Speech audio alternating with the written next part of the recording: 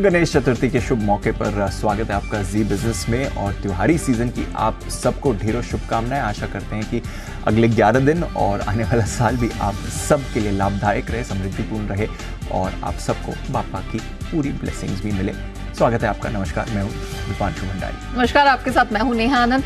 Market में बहुत सारा एक्शन देखने को मिल रहा है और खास ये जो गणपति महोत्सव की शुरुआत हो रही है कल से, उसको लेकर हम आपके लिए बहुत बेहतरीन प्रोग्रामिंग लेकर आए हैं। तो चिपक के बैठना है आपको जी बिजनेस के साथ दिन भर।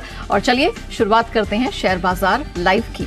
गुड मॉर्निंग दीप, सबसे पहले तो बता दीजिए कौन से महत्वपूर्ण ट्रिगर्स हैं जिन पर रखनी है नजर और कहां से फोकस आता दिख रहा है। बिल्कुल, बड़ा हफ्ता है हमारे लिए, तो एटलीस्ट एक दिन की छुट्टी होने वाली है, बट काफी एक्शन होने वाला है इस हफ्ते और ऑफ कोर्स ग्लोबल फोकस भी रहेगा, डोमेस्टिक फोकस भी रहेगा।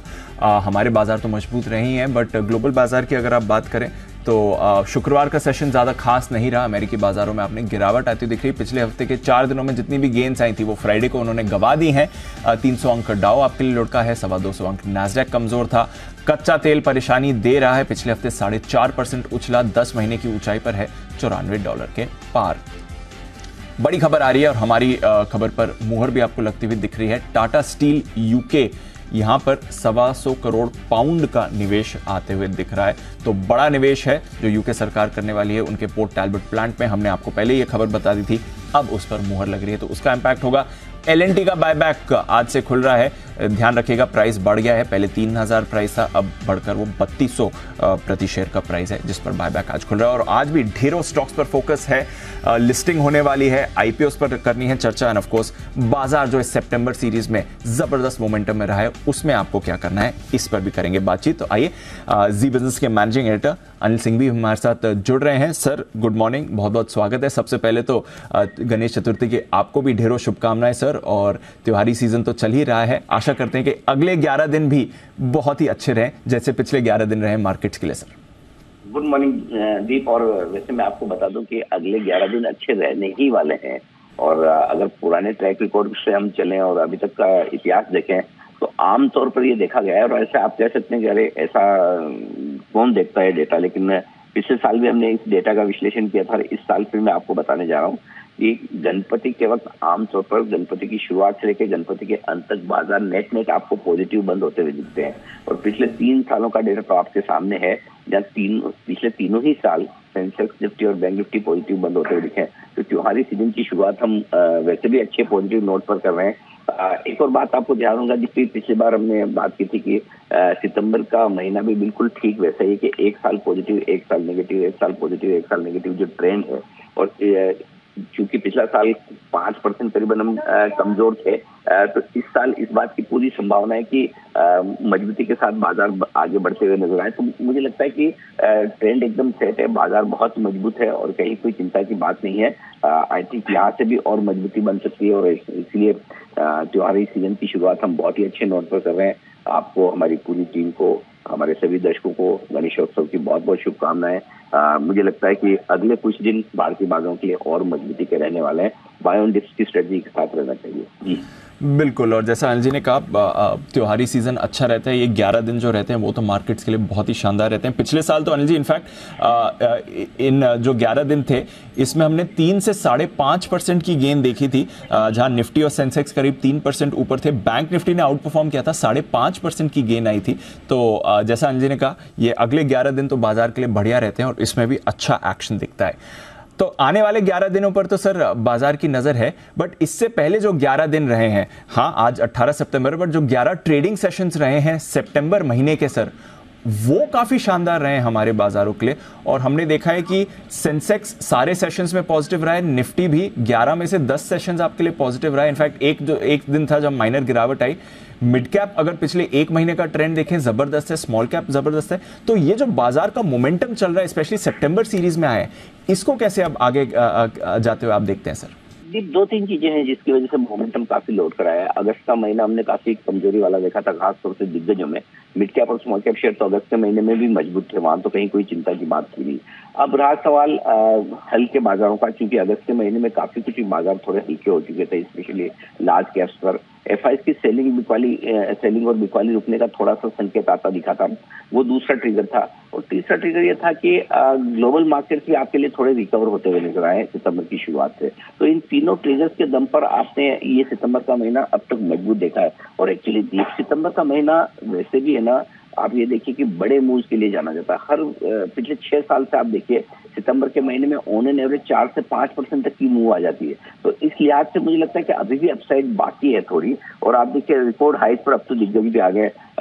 एक पिछला हफ्ता जो मंगलवार का एक थोड़ा झटका लगा था मिड कैप स्मॉल कैप शेयरों को, वो छोड़ दे तो फिर इस महीने में कहीं कोई समस्या है ही नहीं। और अच्छी बात यह है कि इस महीने में अब सब लोगों को अच्छा लग रहा है कि चलिए जिनके पास लार्ज कैप से वीकनेस हमने से दुखी थे कि हमारे शेयर नहीं चल रहे हैं, अब उनके शेयर भी चलने लगे हैं। मिड कैप और स्मॉल कैप शेयर जिनके पास है उनकी तो पार्टी चली रही है। एक आध हल्का फुल्का झटका लगा और वापस mid cap index I think आज अगर विश्लेषण से रिकवरी करते हैं तो फिर ये होगा कि आप जहां से शुरू हुए थे वहां वापस पहुंचे। So I think all is set. Actually मुझे लगता है कि जो तेजी बनी है इसमें तीनों ही कारण है। हमारे हल्के बाजार, एफआईज की बिकवाली का प्रेशर कम होना और तीसरा ग्लोबल मार्केट का सपोर्ट।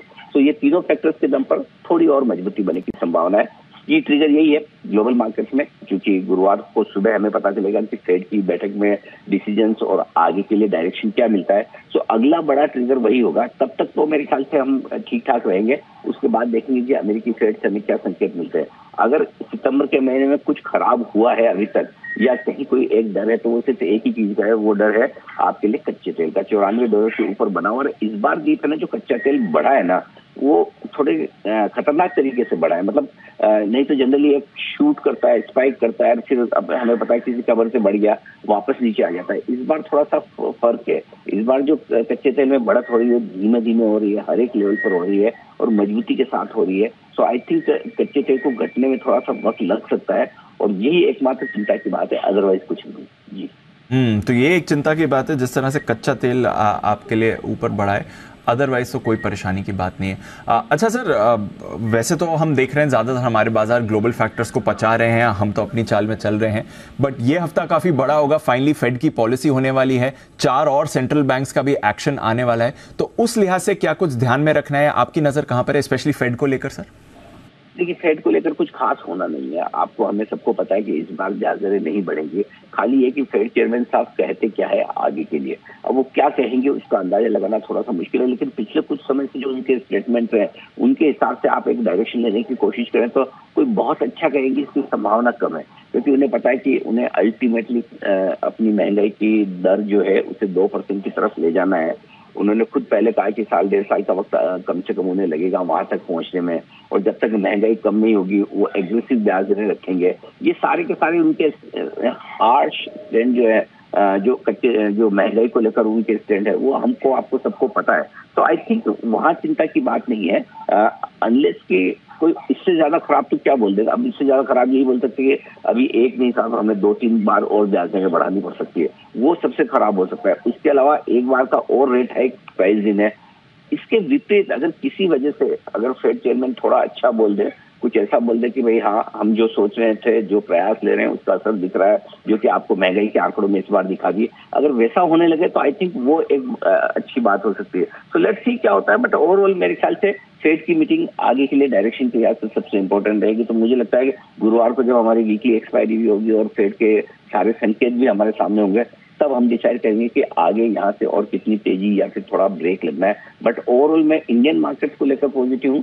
ग्लोबल एक जो बड़ा ट्रिगर है वो आपके हमारे सामने थोड़े वक्त में आएगा। जी तो चलिए इंडियन मार्केट्स को लेकर तो आउटलुक सर का पॉजिटिव है। ऑफ कोर्स ये ग्लोबल ट्रिगर्स पर भी हमारी नजर है। आइए सर फिर आज का थोड़ा ट्रेडिंग सेटअप समझते हैं। आज के लिए कुछ खास स्ट्रैटेजी में?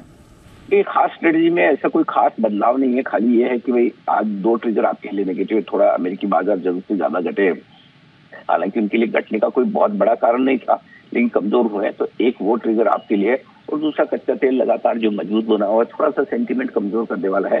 इसके अलावा जो अच्छे ट्रिगर्स में आप एफआईज और लोकल फंड्स दोनों की तरफ से खरीदारी के बढ़िया आंकड़े आते हुए दिख रहे हैं। एफआईज ने कैश में छोटा खरीदा लेकिन वायदा कारोबार में दम लगाकर खरीदारी की है।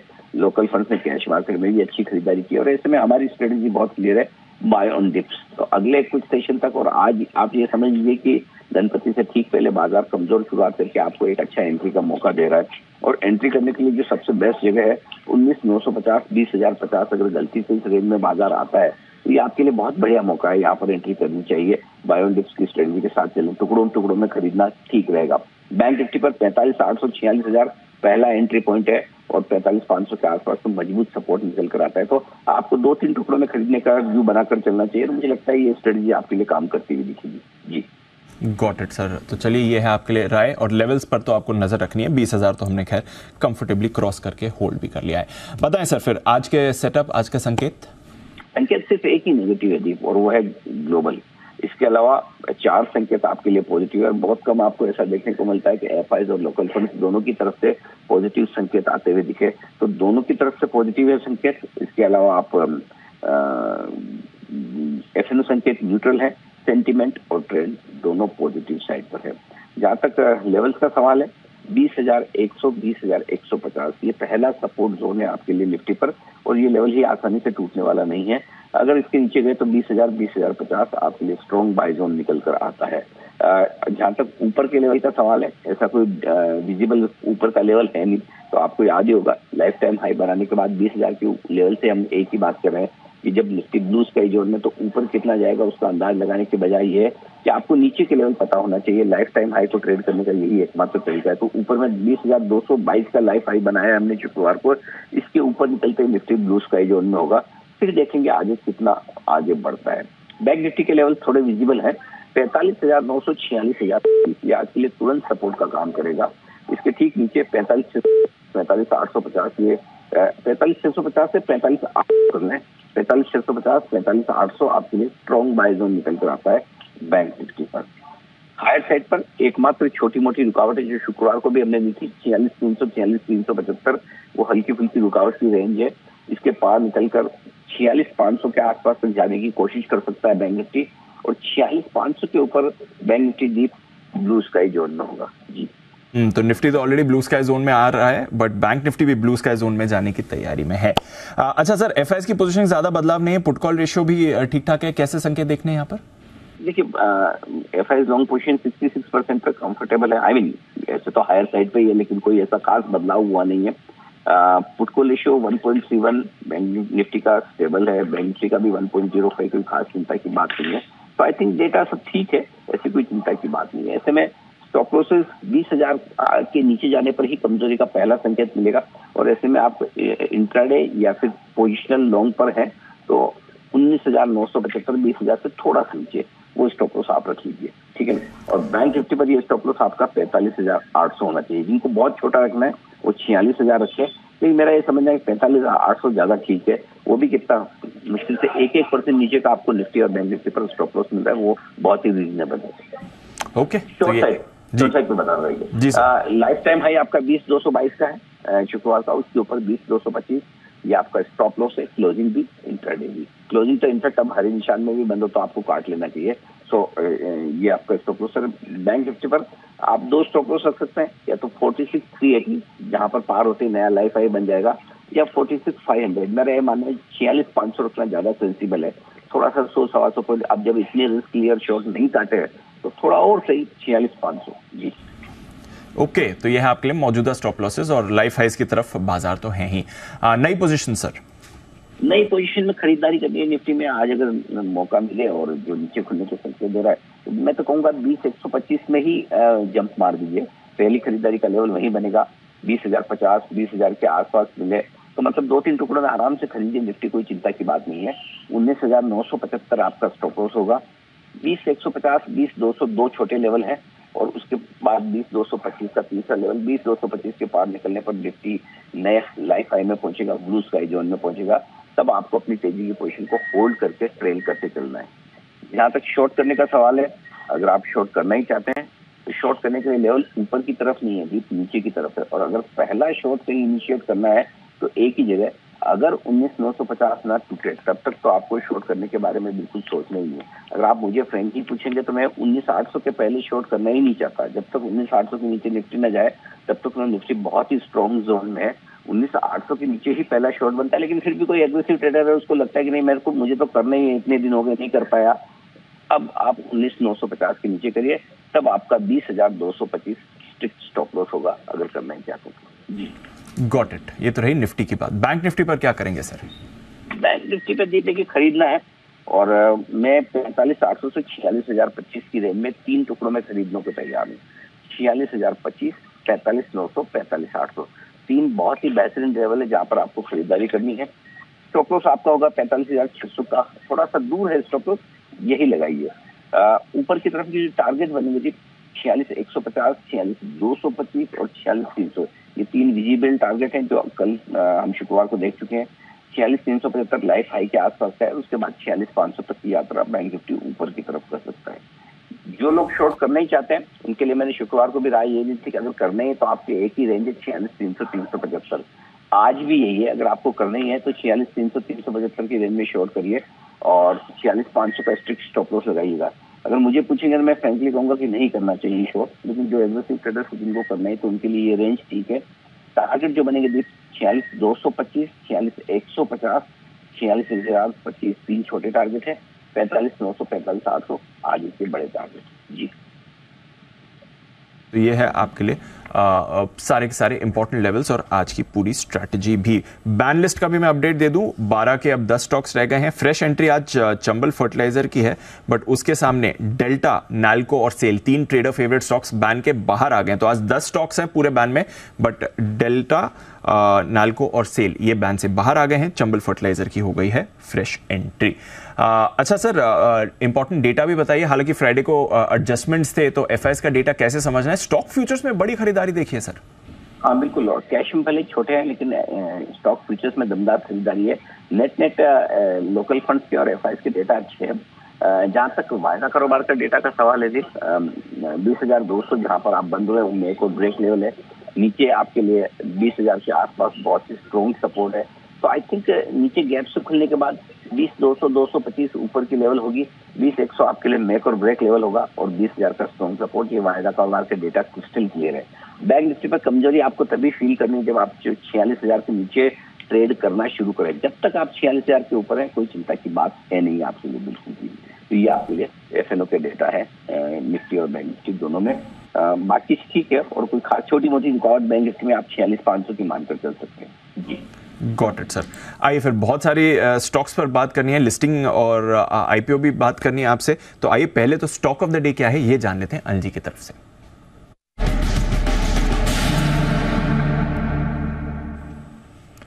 बताएं सर। जी पहला स्टॉक है वो चंबल फर्टिलाइजर खरीदारी करने के आया, और इसे कैश में खरीदना है, क्योंकि मुझे जब मैं स्ट्रेटेजी लिखवा रहा था तभी पता चला कि ये आज से बैन में आ गया है। लेकिन फिर भी खरीदना है, डिलीवरी के लिहाज से आप खरीदें या जब भी बैन से बाहर निकले तब देखिएगा। यूरिया की डिमांड बहुत ही स्ट्रॉन्ग है। रशिया ने जो यूरिया पर डिस्काउंट देना था वो डिस्काउंट देना बंद कर दिया, चाइना ने एक्सपोर्ट बैन कर दिया, तो ग्लोबली डिमांड बहुत बढ़ रही है और प्राइसेस भी बढ़ रही है। चंबल फर्टिलाइजर्स के पास बड़े इन्वेंट्री पड़े हैं और उसको करीबन 35 से 38% के इन्वेंट्री गेन आने की उम्मीद है। अभी भी इतना दिग्गज शेयर होने के बाद भी लाइफ टाइम हाई मार्केट पर सिर्फ 7 के पी मल्टीपल पर ये स्टॉक आपको मिल रहा है। बहुत ही अट्रैक्टिव वैल्यूएशन है। और एक आपको बहुत इंटरेस्टिंग चीज बताऊं, चंबल फर्टिलाइजर खरीदने के लिए साल भर में जो भी सबसे बढ़िया समय होता है हिस्टोरिकली, वो गणपति की शुरुआत के आसपास से लेकर बजट तक का होता है, क्योंकि बजट से पहले आपको पता है कि सारे फर्टिलाइजर शेयर बड़े दौड़ लगाते हैं। और गणपति से लेकर बजट तक historically Chambal on an average 18-20% के रिटर्न देते आया है। सो इस बार भी ऐसी कोई वजह नहीं, पूरा सेटअप परफेक्ट है, खबरें अच्छी है, डिमांड मजबूत है, प्राइसिंग पावर है। इलेक्शन ईयर में वैसे भी फर्टिलाइजर शेयर बहुत मजबूती से ट्रेड करते हैं। तो आई थिंक सारे ट्रिगर्स हैं जिसको आपको चंबल को 3 से 4 महीने के लिए अगर आप पोजिशनली भी ट्रेड करना चाहते हैं, इन्वेस्ट करना चाहते हैं तो करना चाहिए। बाय ऑन डिप्स की स्ट्रेटेजी रखिए, सारे एक साथ ना खरीदें, क्योंकि पिछले कुछ दिनों में थोड़ा सा मार्केट बढ़ा है, थोड़ा अगर आपको नीचे का मौका मिले तो उसके लिए भी जगह छोड़ा है। लेकिन शॉर्ट टर्म के लिहाज से अगर आप देख रहे हैं तो 280 का स्टॉप लॉस लगाकर आप खरीद सकते हैं। 295, 302 और 310 ये 3 टारगेट आपके लिए चंबल के लिए होने चाहिए ऊपर की तरफ। लेकिन पोजीशनली आप खरीदें तो 325 से लेकर 350 तक के टारगेट के लिए आपको अब से लेकर फरवरी की शुरुआत तक के लिए चंबल रखना चाहिए अपने पोर्टफोलियो में। जी ओके, तो चंबल फर्टिलाइजर अच्छा समय हो रहा है। जी सर। इसके अलावा न सिर्फ चंबल बल्कि NFL, RCF ये सारे स्टॉक्स हैं जो यूरिया और DAP से रिलेटेड है, ये बहुत मजबूत नजर आ रहे हैं। Got it. तो फर्टिलाइजर पैक पर रखें नजर और चंबल फर्टिलाइजर पर स्पेशली कैश में करें खरीदारी। वायदा कारोबार के बैन में है ये काउंटर। दूसरा स्टॉक सर? इंडस टावर खरीदारी करने की राय है, और इंडस टावर खरीदने की राय है स्टॉप लॉस 183 को अगाउ 183, ये फ्यूचर्स के लेवल है 196,202, 196,202 के टारगेट। वोडाफोन के द्वारा इस वीकेंड पे खबर आई कि एक और रीपेमेंट किया गया लोन का, तो वोडाफोन के साथ थोड़ा सेंटिमेंटल कनेक्शन है इस स्टॉक का, और जो फंड रेजिंग की बातें भी वोडाफोन की तरफ से चल रही है, उससे लग रहा है कि थोड़ा सा इंडस टावर के लिए अच्छा समय हो सकता है। वैसे भी स्टॉक बहुत अच्छा पोजीशन है, ज्यादा महंगा नहीं है लाइफ टाइम हाई पे होने के बावजूद मार्केट के। आई थिंक यहाँ से थोड़ी एक अच्छी मजबूती बन सकती है। ओके, तो ये है आपके लिए इंडस टावर पर भी खरीदारी की राय 196 और 202। आइए आईपीओ पर भी लेनी है एलजी की चर्चा। एक तो लिस्टिंग भी है और साथ ही एक नया आईपीओ भी है जिस पर राय लेनी है। आइए आईपीओ स्कैन।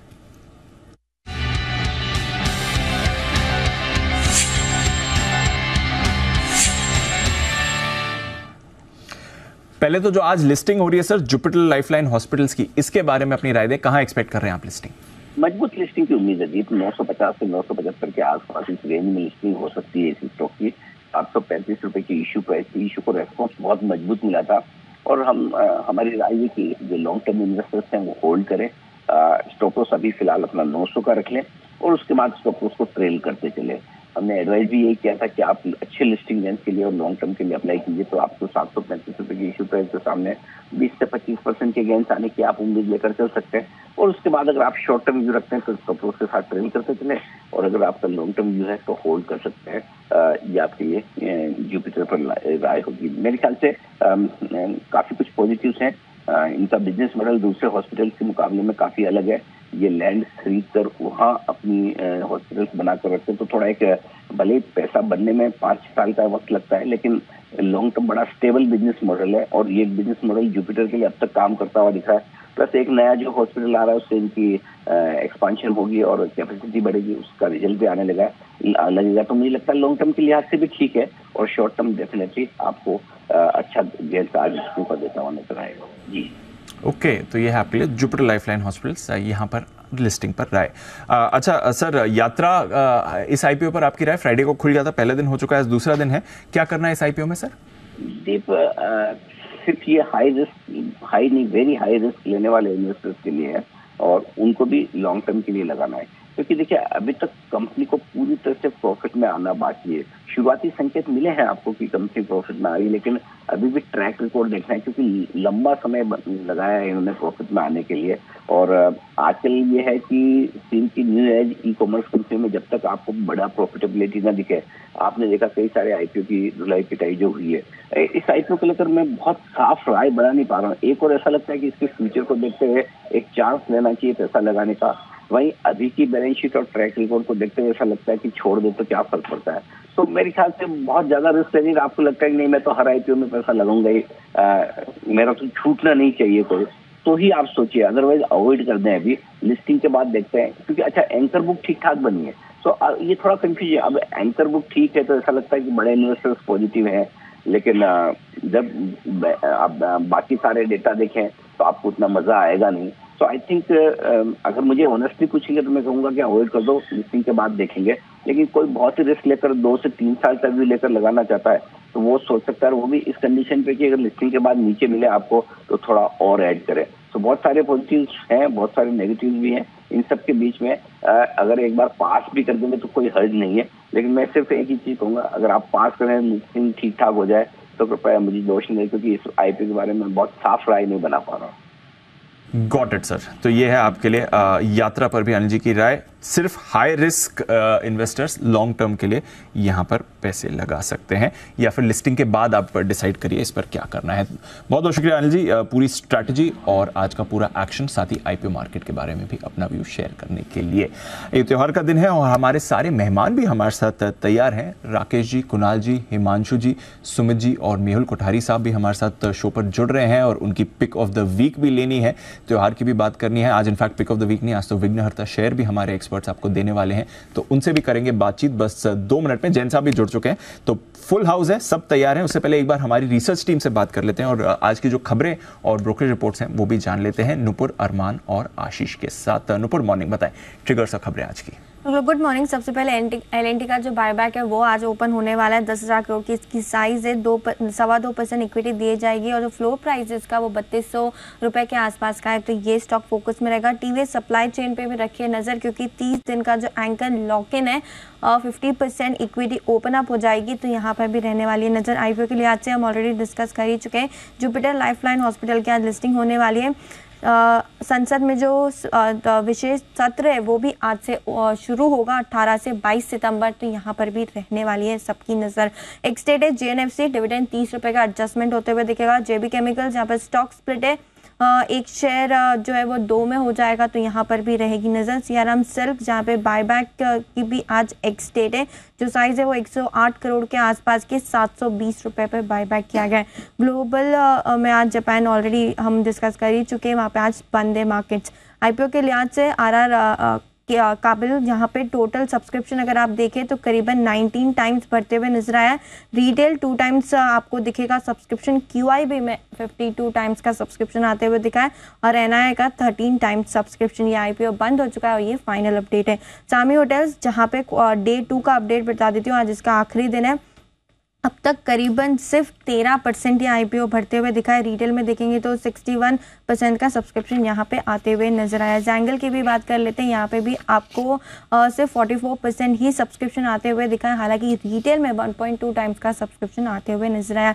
यात्रा, पहले दिन का अपडेट बता देती हूँ, आज इसका दूसरा दिन है। अब तक सिर्फ 12% ये IPO भरते हुए नजर आया है। बहुत सुस्त रिस्पॉन्स इन तीनों IPO को मिलते हुए नजर आ रहे हैं। चलिए अरमान, मॉर्निंग अब आपकी बारी आती है, बताइए खबरों के दम पर कहाँ कहाँ एक्शन दिखाई दे रहा है? जी बिल्कुल, सबसे पहले टाटा स्टील पर आप ध्यान रखिए, क्योंकि ये जी बिजनेस की खबर पर मोहर भी जो है वो लगती हुई दिखी है। यूके सरकार के साथ यूके स्टील इंडस्ट्री में निवेश के प्रस्ताव पर सहमति बनती हुई दिखी है, जिसमें पोर्ट टेलबोट प्लांट में इलेक्ट्रिक आर्क फर्नेस जो है उसमें अगर आप देखें स्टील मेकिंग पर लगभग 12,864 करोड़ जो है उसका कुल निवेश होगा, जिसमें यूके सरकार की तरफ से अगर आप देखें तो 5,145 करोड़ के आसपास तक का जो है ग्रांट जो है वो भी दी जाएगी। उसी के साथ साथ कंपनी के एग्जीक्यूटिव का ये भी बयान आता हुआ दिखा है कि अगले 3 सालों की अवधि में यूके सरकार जो है ये फंडिंग देगी।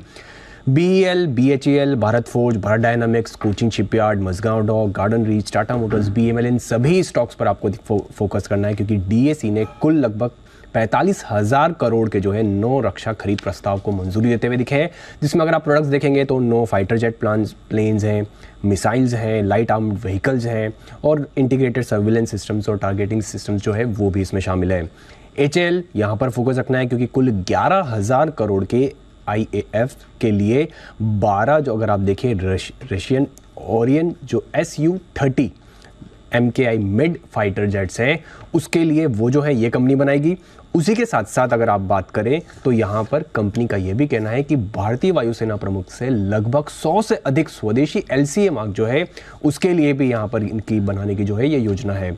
BEL यहाँ पर भी कंपनी को बड़े लगभग 3,000 करोड़ का जो है बड़ा ऑर्डर मिलता हुआ दिखा है, जिसमें कोचिन शिपयार्ड से उनको लगभग 2,118 करोड़ का जो है ये ऑर्डर मिला है, जिसमें अगर आप बात करें मिसाइल वेसल्स के लिए सेंसर्स, वेपन इक्विपमेंट या फायर कंट्रोल सिस्टम और कम्युनिकेशन इक्विपमेंट के लिए जो है ये इनका ऑर्डर मिलता हुआ दिखा है। और अंत में ONGC, oil India, Reliance, Chennai petro, MRPL यहाँ पर आपको फोकस रखना है, क्योंकि सरकार ने कच्चे तेल पर जो विंडफॉल टैक्स में बढ़ोतरी की है। विंडफॉल टैक्स 6,700 रुपये प्रति टन था, उसको बढ़ाकर 10,000 प्रति टन कर दिया है। और डीजल एक्सपोर्ट पर बात करें तो 6 रुपये प्रति लीटर से घटाकर 5.5 रुपये प्रति लीटर कर दिया है। वहीं ATF पर अगर आप ड्यूटी की बात करें तो 4 रुपये प्रति लीटर से घटाकर 3.5 प्रति लीटर जो है वो कर दिया गया है। और ये नई दर अगर आप देखिए तो 16 सितंबर जो कि अगर आप बात करें लागू हो चुकी है। चलिए, तो ये कुछ स्टॉक सेक्टर्स है जिस पर नजर रहेगी, लेकिन ऊपर बताइए और कौन कौन से स्टॉक्स हैं जिनमें एक्शन दिखेगा खबरों के दम पर?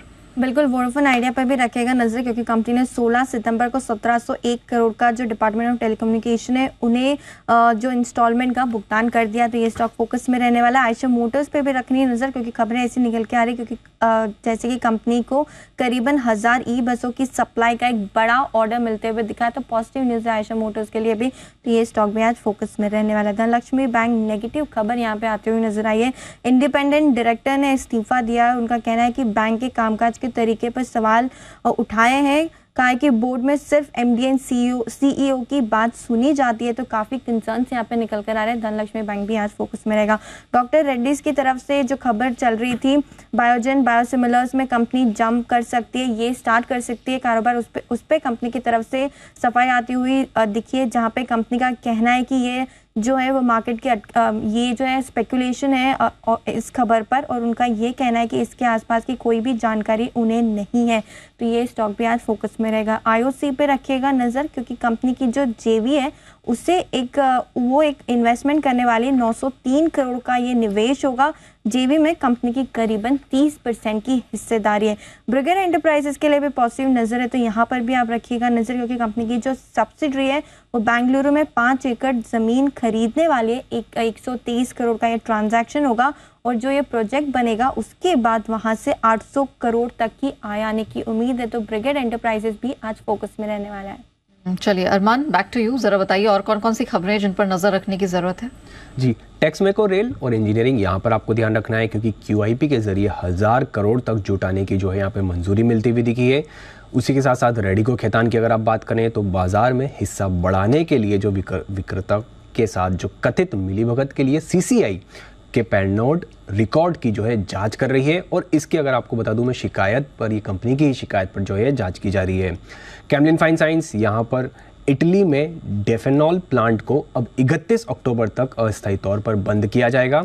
16 अगस्त को भी इसे अस्थायी तौर पर जो है बंद करने का पहले भी फैसला लिया था, और यूरोप में क्योंकि आर्थिक चुनौतियों के चलते जो है यहाँ पर इनकी सब्सिडी को ये फैसला लेते हुए दिखे हैं।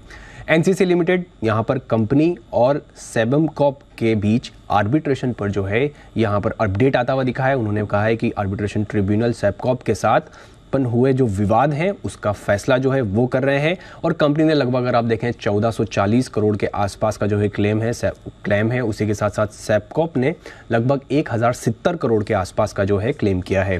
प्रमोटर्स और फंड एक्शंस की बात करें तो कैमलिन फाइन साइंस यहाँ पर आपको ध्यान रखना है, क्योंकि इंटरनेशनल फाइनेंस कॉर्पोरेशन ने ओपन ऑफर के जरिए लगभग 6% के आसपास हिस्सेदारी जो है वो बेची है। अब उनकी हिस्सेदारी लगभग 0% हो गई है। और अंत में गोकुलदास एक्सपोर्ट्स, यहाँ पर आपको ध्यान रखना है, क्योंकि गैर प्रमोटर GSA MLP ने लगभग 12.5 लाख शेयर्स खरीदे हैं। उनकी अब हिस्सेदारी 5% से बढ़कर 7.1% के आसपास हो गई है, और ये ओपन मार्केट के जरिए 13 सितंबर को शेयर खरीदे गए थे। Nupur, last set of stocks and news क्या क्या है आपके पास, जरा बताइए। बिल्कुल, जो बड़ी डील्स हुई थी उसका अपडेट बता देती हूँ। रेस्टोरेंट ब्रांड एशिया, जहाँ पे जी बिजनेस की खबर में मुहर भी लगी थी, जहाँ पे प्रमोटर ने करीबन 25% ओपन मार्केट के जरिए अपनी हिस्सेदारी घटाई थी। अब 15% की हिस्सेदारी रह गई। 119 के भाव पर यह ट्रांजैक्शन हुआ था। अब बायर्स की लिस्ट में आपको सबसे ऊपर Plutus wealth management, ICICI Pru life जैसे नाम दिखेंगे, जहाँ पे 6% की हिस्सेदारी इन दोनों ही बड़े फंड हाउसेस ने खरीदा है। साथ ही साथ quant mutual fund, Tata mutual fund, Goldman सैक्स जैसे नाम आपको सामने आते हुए नजर आए। 5 स्टार बिजनेस फाइनेंशियल लिमिटेड की भी बात करें तो यहाँ पर भी एक बड़ी डील हुई थी। 211 करोड़ की ये साइज थी, जहाँ पे जो शेयर होल्डर है फॉरेन कंपनी, उन्होंने करीबन 30 लाख शेयर 700 के भाव पर बेचे थे। और साथ ही साथ यहाँ पे जो सामने बायर है वो स्मॉल कैप वर्ल्ड फंड है, जिन्होंने करीबन 30 लाख शेयर्स खरीदे 700 के भाव पे। तो ये भी बड़ी डील हुई थी, तो ये स्टॉक फिर से फोकस में रहेगा। ओके, तो ये है आपकी सारी खबरें। आइए ब्रोकरेज रिपोर्ट्स, ढेरों रिपोर्ट्स लेकर आए हैं आशीष FIR में।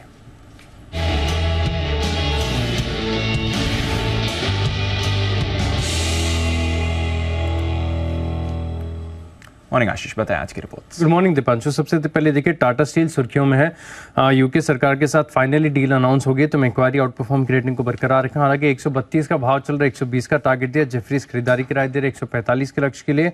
वहीं अगर आप CLA से देखें तो आउट परफॉर्म की रेटिंग को बरकरार रखा, 145 रुपए का टारगेट दिया है। HDFC बैंक यहाँ पर सिटी खरीदारी की राय दे रहे, लेकिन जो लक्ष्य है वो 2200 से घटाकर 2160 रुपए कर दिया है। डाबर का एनालिस्ट मीट हुआ है, दिन के दौरान विस्तार से भी बताएंगे, लेकिन मॉर्गन स्टैनली ओवरवेट की रेटिंग को बरकरार रखें, 566 का भाव, 600 का टारगेट है। JP मॉर्गन ने ओवरवेट की रेटिंग दी है, 635 का लक्ष्य दिया है। इसके अलावा अगर आप देखें तो डॉक्टर लाल पैथलैब्स, यहाँ पर कुछ इंटरेस्टिंग रिपोर्ट आई है UBS की तरफ से, जहाँ पर ये मान रहे हैं कि वायरल ब्रोन डिसीजेज जो है इनकी टेस्टिंग में एक स्पाइक देखने को मिला है। तो 2800 रुपये का टारगेट है, 2336 का भाव चल रहा है। अपोलो हॉस्पिटल्स यहाँ पर नौमेरा खरीदारी की राय दे रहे हैं, 5107 रुपये के लक्ष्य के लिए। इसके अलावा HCL टेक, यहाँ पर भी अगर आप देखें तो एनालिस्ट मीट हुई है। इसके बाद मॉर्गन स्टैनली ने ओवरवेट की रेटिंग को बरकरार रखा है, 1305 का भाव, 1200 रुपए का टारगेट है। एल&टी पर लगातार अच्छी रिपोर्ट्स आती हैं। मॉर्गन स्टैनली ओवरवेट की रेटिंग को बरकरार रखे 2935 के लक्ष्य के लिए। इंडस टावर पर खरीदारी की राय दे रहे हैं। सिटी 210 से लक्ष्य को बढ़ाकर 230 कर दिया, 188 का भाव चल रहा है। AU small finance bank nominal reduce की रेटिंग दे रहे हैं, 733 का भाव, 650 का टारगेट इन्होंने दिया है। और अंत में जोमैटो, यहाँ पर जेफरीज खरीदारी की राय दे रहे हैं, 103 का भाव है, 103 का टारगेट है। ओके, तो यहाँ आपके लिए सारी की सारी रिपोर्ट्स भी आइए। त्योहार का दिन है और यूजुअली हम मंडे को पिक ऑफ द वीक लेते हैं, बट क्योंकि गणेश चतुर्थी हम मना रहे हैं तो विघ्नहर्ता शेयर ये लेकर तैयार हैं हमारे सारे एक्सपर्ट्स।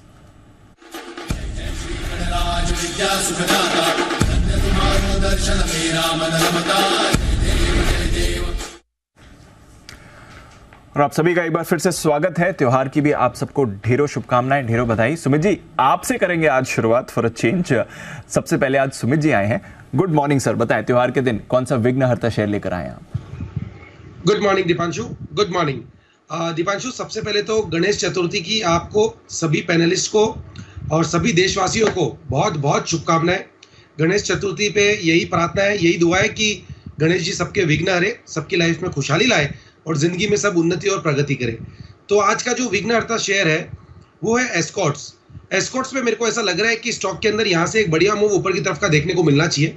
जिन्होंने लॉन्ग पोजीशंस बनाया वो लोग होल्ड करें, यहाँ पे फ्रेश खरीदारी करें। 3150 3120 तक कोई भी डिप आता है तो लोअर लेवल पे खरीदारी करके चलने का सलाह रहेगा। 3080 3085 ये स्टॉक का नीचे में सपोर्ट है, तो 3080 के स्टॉप लॉस से एस्कॉर्ट्स में खरीदारी करके चलने का सलाह रहेगा। ऊपर में पहला टारगेट 3225, दूसरा टारगेट 3250, 3225, 3250, ये दो टारगेट्स को ध्यान में रखते हुए खरीदारी करें एस्कॉर्ट्स। ओके, तो खरीदारी करिए एस्कॉर्ट्स, ये है आपके लिए सुमित जी की तरफ से विघ्नहर्ता शेयर आज का। Himanshu ji good morning sir, बताएं आपका Vighnaharta share. Good morning to you Deep, good morning to Neha and good morning everyone. आप सभी को गणेश चतुर्थी की हार्दिक शुभकामनाएं। पहले तो दीप, आज का मेरा जो विघ्नहर्ता शेयर है वो सिमिलर थीम पर ही है जो अनिल जी ने अभी थोड़ी देर पहले डिस्कस की थी, फर्टिलाइजर स्पेस पे। मैं अक्सर फैक्ट पर खरीदारी की राय देता आया हूं, लेकिन आज जो मुझे स्टॉक पसंद है आने वाले कुछ महीनों के लिए, वो स्टॉक है नेशनल फर्टिलाइजर्स यानी कि NFL, जिसमें एक मुझे लगता है कि एक अच्छा कंसोलिडेशन पैटर्न कंप्लीट होता हुआ नजर आ रहा है और अब इस सेक्टर और इस स्पेस की एक आउट परफॉर्मेंस यहाँ से शुरू होती हुई नजर आ सकती है। 75 रुपए के आसपास का स्टॉक में क्लोज है, इन लेवल्स पे खरीदारी करके चलेंगे। क्लोजिंग बेसिस पर यहाँ पर 70 रुपए का एक स्टॉप लॉस मेंटेन करेंगे और पोजिशनली 85 रुपए का पहला टारगेट, और एक बार 85 रुपए के ऊपर ये स्टॉक निकलता है तो एग्रेसिवली लॉन्ग पोजीशंस को ऐड करने की सलाह रहेगी 100 और 112 रुपए के टारगेट्स के लिए। तो नेशनल फर्टिलाइजर्स रहेगा आज का विघ्नहर्ता शेयर। ओके, चलिए, तो नेशनल फर्टिलाइजर और इस पूरे सेक्टर पर लगातार नजर बनी रहेगी। लेकिन चलिए कुणाल जी, अब आपकी बारी आती है। आपको बहुत बहुत बधाइयां पहले तो गणेश चतुर्थी की। सर बताइए आज आपका विघ्नहर्ता शेयर कहां से आ रहा है?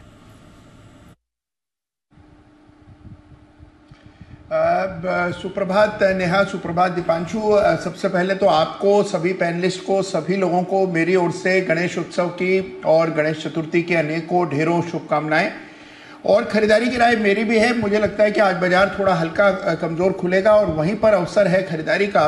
एक चार्ट जिस पर एक बड़ा ब्रेकआउट इसके वीकली चार्ट पर आता हुआ दिख रहा है, स्टॉक का नाम है PNB हाउसिंग फाइनेंस, जिसमें हमने एक अच्छा उछाल एक सत्र पहले यानी कि थर्सडे को देखा था। शुक्रवार को स्टॉक कुछ चुप था, लेकिन मुझे लगता है कि वापस से इस सप्ताह इसमें तेजी बनेगी।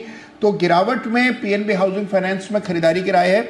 यहाँ पर एक स्टॉप लॉस रखें, 700 के आसपास स्टॉप लॉस रखना है। 700 रुपए के स्टॉप लॉस से खरीदारी करें, डिप में बाय करें। तो मुझे लगता है पहला टारगेट 735, इवेंचुअल टारगेट 755 का होगा। तो PNB हाउसिंग फाइनेंस में खरीदारी कराएं। PNB हाउसिंग, इस पर भी करें आप खरीदारी, यह है आपके लिए कुणाल जी की राय।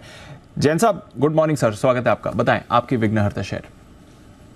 Yes, very good morning Deepanshu ji और नेहा जी और पूरे पैनल को, और हैप्पी गणेश चतुर्थी, गणपति बप्पा मोरिया और सबका विघ्न हरे। और मुझे ऐसा लगता है कि जब गणेश जी हम अगर मन में दिल में रखते हैं तो कोई विघ्न आ ही नहीं सकता है, और सबको भगवान हेल्थ वेल्थ और विजडम पूरा दे। और आज मैं एक बार तो पहले फ्राइडे की जो पिक्स है उनको रिपीट करता हूं हमेशा, तो बाद में मैं गणेश चतुर्थी पिक दूंगा, विघ्नहर्ता शेयर दूंगा। तो मैंने FNO मंडे का जो फ्राइडे शो, वीकेंड शो, उसमें M&M दिया था मैंने FNO पिक के तौर पे। ऑटो स्टॉक जबरदस्त चल रहे हैं, उस दिन हमने देखा बजाज ऑटो और इवन अशोक लेलैंड सभी बढ़िया लग रहे हैं। गैब्रियल मैंने in fact one of my top favourite auto ancillary stocks, उसको मैंने पोजिशनल पिक के तौर पे दिया। और गॉडफ्रे फिलिप्स अगेन मेरा भी फेवरेट, राकेश जी कुणाल जी का भी फेवरेट और काफी लोगों का अपने पैनल में सबका ही फेवरेट है। तो गॉडफ्रे फिलिप्स वैल्यूएशन के लिहाज से भी बढ़िया है, एक एफएमसीजी स्टॉक ऐसे वैल्यूएशन पे मिलता, तो लॉन्ग टर्म पिक के तौर पे गॉडफ्रे फिलिप्स दिया था। और अब अगर विघ्नहर्ता शेयर की बात करें तो मैं लाया हूं, वो भी अब रिपीट हो गया आज, कल परसों, शायद परसों ही राकेश जी और कुणाल जी ने दिया इस स्टॉक को, वो है RHI मैग्नेसिटा। बढ़िया स्टॉक है, एक बढ़िया लेवल पे है, ऊपर के लेवल से करेक्ट हुआ। पहले इसका नाम ओरिएंट रिफ्रैक्टरीज हुआ करता था और स्पेशल रिफ्रैक्टरी प्रोडक्ट्स बनाने में, मतलब इंडिया ही नहीं ग्लोबली ये कंपनी बहुत बड़ी कंपनी है, one of the biggest companies, और एक MNC पेरेंटेज वाली कंपनी है, तो वहां कोई दिक्कत है ही नहीं है। और ऊपर का लेवल जो मैंने बताया, मतलब 900 के लेवल से आज 770 के लेवल से मिल रहा है, और 52 वीक हाइज पे और लाइफ टाइम हाइज पे अगर मार्केट्स हो, mid cap small cap index हो, तो मुझे लगता है कि ये स्टॉक एक बढ़िया कर सकता है, क्योंकि 15,000 करोड़ की कंपनी है, तो मिड कैप इंडेक्स भी फुल फॉर्म में है।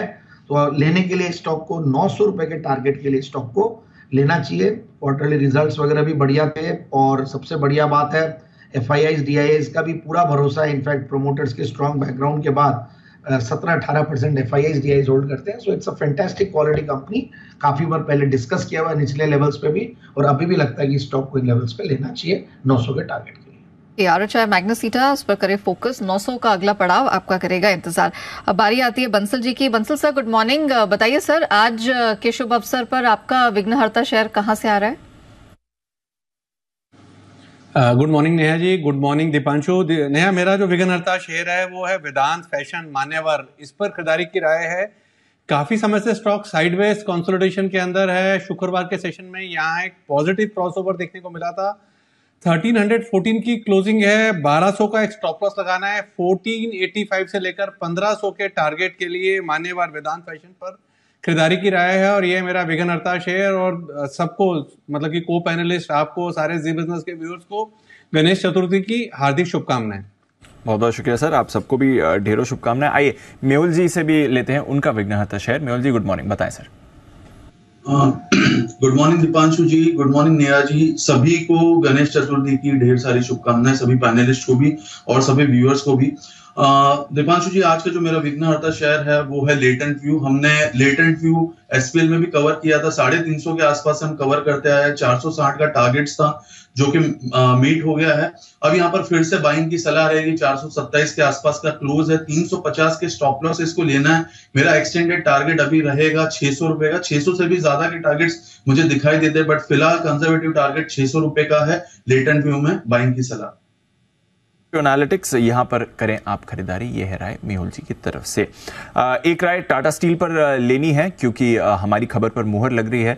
जो हमने कहा भी था कि यूके सरकार उनके यूके प्लांट में निवेश करने वाली है, बिल्कुल वैसा ही आपने होते हुए देखा है। बड़ी खबर आई है, फ्राइडे बाजार बंद होने के बाद आती हुई दिखी थी। हालांकि स्टॉक पर ऑलरेडी पिछले हफ्ते हमने एक्शन बनते हुए देख लिया था, बट जैन साहब एक टाटा स्टील पर व्यू लेना चाहूंगा इस बड़ी खबर के इंपैक्ट का। आगे जाकर अब कैसा आप व्यू लेते हैं इस पर, और क्या कुछ हो सकता है?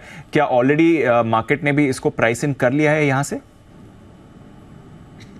देखिए प्राइस इन तो है, काफी चला हुआ स्टॉक है। और देखिए स्टील के स्टॉक्स की मैं जनरली ये बात कहूंगा कि ये स्टॉक्स और टाटा स्टील, इनके रिजल्ट्स भी वॉलेटाइल रहते हैं, जैसे स्टील के प्राइसेस वॉलेटाइल रहते हैं, बट यस आउट परफॉर्म किया है और ये न्यूज काफी पॉजिटिव है। और वहां से हमेशा टाटा स्टील को पहले काफी प्रॉब्लम रही हुई है, बट ओवरऑल मुझे लगता है कि वैल्यूएशंस के लिहाज से और जो प्राइस रन है उसके लिहाज से मुझे बहुत ज्यादा स्कोप ऊपर लगता नहीं है एक बार, और थोड़ा सा वेट करना चाहिए डिप्स का, तब एंट्री ले। बाकी हमने अगर टाटा स्टील और स्टील सेक्टर चलता है तो हमने उसका एक एंसिलरी और जो यूज आता है वो है रिफ्रैक्टरीज और RHI मैग्नेसिटा दे ही दिया। So it is a good way of riding run in the main stream.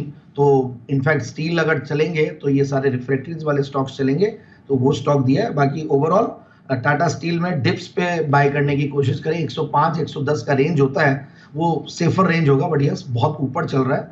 So already मुझे लगता है कि जो आपने कहा मुझे सवाल पूछते टाइम पे डिस्काउंटेड लगती है न्यूज़। ओके, एक बार चार्ट पर राय लेते हैं, क्योंकि पिछले हफ्ते अच्छे मोमेंटम में रहा था। कुणाल जी, इंपॉर्टेंट लेवल्स क्या होंगे आज? अगर गैप अप आता है खबर के बाद तो फिर कहां पर आपकी नजर रहेगी, या फिर ऑलरेडी खबर पचाकर करेक्ट होता है तो फिर क्या लेवल्स इंपॉर्टेंट रहेंगे सर?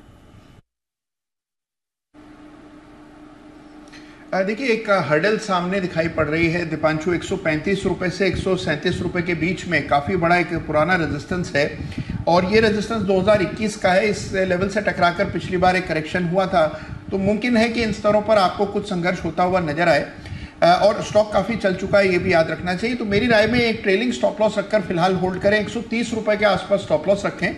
135 से लेकर 137 के बीच में कुछ सेलिंग का दबाव आने की उम्मीद है।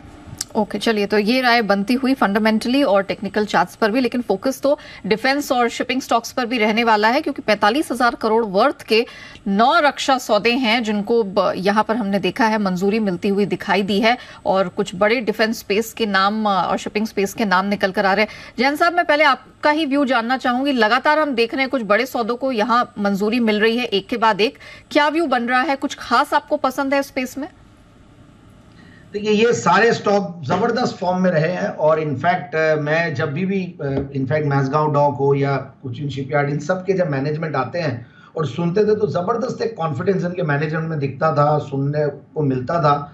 जब अनिल जी जो हमारे सुबह वाला जो न्यूज़ पर व्यूज शो करते हैं और इतने बड़े बड़े ऑर्डर बुक और इतनी बड़ी एग्जीक्यूशन स्किल, और सबसे बढ़िया बात है एंट्री बैरियर्स इतने स्ट्रॉन्ग, गवर्नमेंट जैसा प्रोमोटर और डिफेंस में जो बजट्स है सरकार के वो एक्स्ट्राऑर्डिनरी है। तो कई बार ऐसा लगता है कि नीचे के लेवल से स्टॉक इतने चले हुए हैं तो कई लोग प्रॉफिट बुकिंग की तरफ जाते हैं, बट मैं ये कहूंगा कि जिस तरीके की ये कंपनियां ग्रोथ दे रही है, आप देखिए अगर आप मैसगांव डॉक अभी स्क्रीन पे था तो 37-38% की ग्रोथ वाली कंपनी अगर 40 के पी मल्टीपल पे मिलती है तो सस्ता। और पीएसयू स्टॉक्स पहले अंडर प्ले कर रहे थे बट अब कहीं ना कहीं कैचअप किए हैं। तो यही है कि फ्रेश खरीदारी के लिए तो आप डिप्स पे खरीदे और जिन्होंने लिया हुआ है वो होल्ड करके रखे।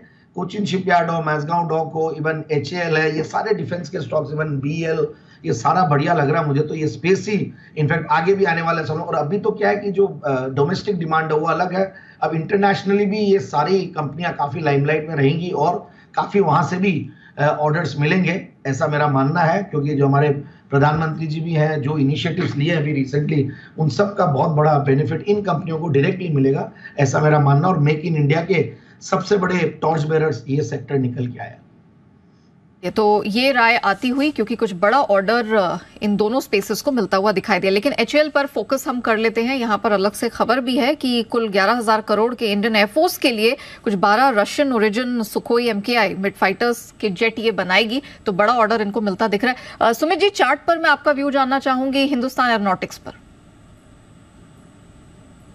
नया HAL के अंदर मेरे को ऐसा लगता है कि ओवरऑल तेजी का व्यू लेके ही काम करने में फायदा है। HAL एक तेजी का काउंटर है, एक और अच्छी तेजी पकड़ के बैठा हुआ है। बीच बीच में थोड़ा साइडवेज, थोड़ा करेक्टिव मूव देखने को मिलता है, बट ओवरऑल बायस इसका पॉजिटिव है। तो HAL के अंदर कोई भी डिप आता है 3850 3875 तक, तो लोअर लेवल पर खरीदारी करके चलने का सलाह रहेगा। एग्जिस्टिंग पोजीशंस होल्ड रख के चले। ऊपर में 4000 का लेवल टूटने के बाद 4100 से 4200 तक का मूव आने वाले दिनों में HAL में देखने को मिल सकता है। रखिएगा नजर। बड़ी खबर आ रही है BEL भारत इलेक्ट्रॉनिक्स, इनके लिए भी खबर है। इन्हें भी करीब 3000 करोड़ का ऑर्डर मिल रहा है, वो भी शिपयार्ड से ही मिल रहा है। तो ये भी आज फोकस में रहेगा। हालांकि फ्राइडे को बंसल जी इतना एक्टिव नहीं था भारत इलेक्ट्रॉनिक्स। आज के लिए चार्ट्स पर इंपॉर्टेंट लेवल क्या बनते हैं? बिल्कुल दीपांशु, आपने राइटली मेंशन करा, फ्राइडे को एक्टिव नहीं था और स्टॉक में करेक्शन भी देखने को मिली है। तो टेक्निकली देखें तो 134 नीचे में एक सपोर्ट है, जिनके पास है 134 के स्टॉप लॉस के साथ बने रहे और एक बार 139 140 के लेवल्स टूटेंगे डिसाइसिवली, तब यहां पर मोमेंटम देखने को मिलेगा। तो नई खरीदारी की राय इज ओनली अबव 140। ओके, तो ये है आपके लिए 140 के ऊपर यहां पर आप खरीदारी करिए, तब तक थोड़ा इंतजार करिए इस पर। तो काफी सारे स्टॉक्स हैं जहां पर आपको एक्शन बनते हुए दिखेगा, और भी कुछ स्टॉक्स हैं जहां पर करनी है चर्चा। आइए